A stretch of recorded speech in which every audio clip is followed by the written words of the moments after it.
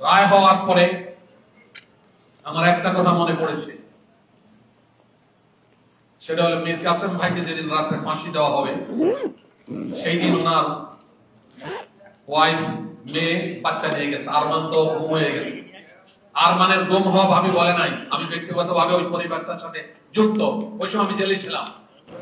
আরমানের গুম হওয়া ভাবি বলে নাই, কিন্তু উনি বুঝতে পেরেছে আরমান কেন আসে নাই। উনি আইডিয়া করেছে।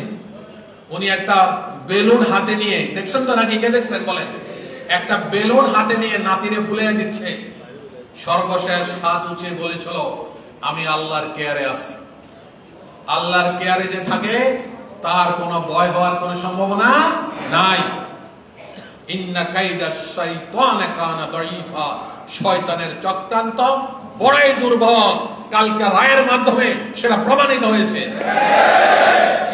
ইতিহাস বড় নিষ্ঠুর, ইতিহাস বড় নিষ্ঠুর। যে আদালত থেকে আমাদেরকে অন্যায়ভাবে ফাঁসি দেওয়া হয়েছিল, একই আদালত গতকাল তার ফাঁসির আদেশ শোনানো হলো।